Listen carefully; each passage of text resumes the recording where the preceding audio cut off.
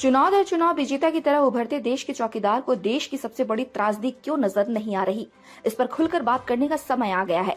आपको याद दिला दें कि पिछले एक दशक से सहारा सेवी विवाद की वजह से देश भर में सहारा के निवेशक और एजेंट तड़प तड़प कर मर रहे हैं। इस लड़ाई में सहारा प्रमुख सुब्रत राय की मौत हो चुकी है, जिसको लेकर देश की कार्यपालिका, विधायिका, न्यायपालिका और गोदी मीडिया ने कभी गंभीरता नहीं दिखाया तो सिर्फ और सिर्फ नकारात्मकता।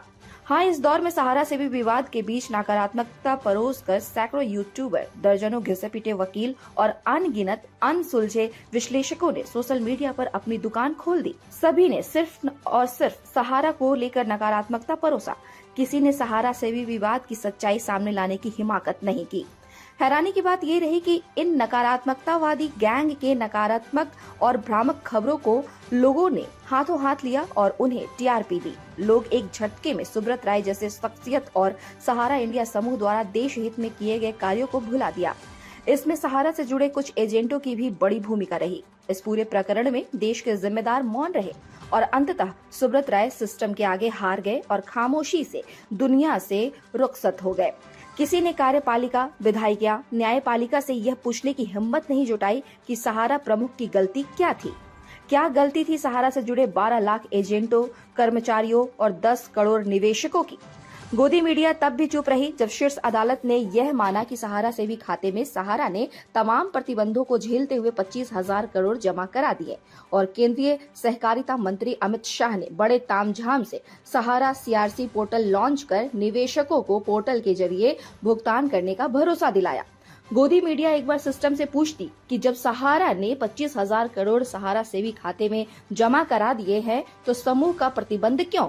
समूह ने जब पैसे जमा करा दिए तो पेचीदगियों भरे पोर्टल के जरिए भुगतान क्यों सहारा के कार्यालयों से भुगतान करने की अनुमति नहीं दी गई, जबकि आरबीआई के निर्देश पर समूह ने 75,000 करोड़ का भुगतान बेहद ही सुगमता से 2011 में किया था और शीर्ष अदालत ने एनओसी लिया था। मगर इस दौर में गोदी मीडिया खामोश रही। देश के बड़े बड़े पत्रकार इस दौर में चुप रहे। मोदी सत्ता को कटघरे में खड़ा करने वाले दिग्गज पत्रकारों में शुमार पुणे प्रसून वाजपेयी, रवीश कुमार, अविशार शर्मा, अजित अंजुम, दीपक शर्मा सरीखे पत्रकार चुप रहे। इनका एक भी वीडियो सहारा सेवी विवाद को लेकर आज तक सामने नहीं आया। अपने वीडियो के जरिए देश में बेरोजगारी के मुद्दे पर ये मोदी सत्ता को कटघरे में खड़ा करते हैं। इन्हें 12 लाख बेरोजगार नजर नहीं आते। शेयर मार्केट में निवेशकों के पैसे डूबने की खबरों को लेकर ये खूब चर्चा करते हैं, मगर सहारा के निवेशकों के मुद्दे पर ये चुप है।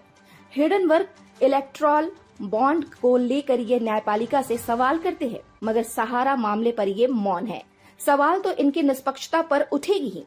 यहाँ आपको याद दिला दें कि पिछले दिनों उत्तराखंड के उत्तरकाशी के सलक्यारा टनल में फंसे 41 मजदूरों को रेस्क्यू कराने में देश का पूरा सिस्टम एकजुट रहा और सभी 41 मजदूरों को सकुशल बाहर निकालकर सुर्खियां बटोरी।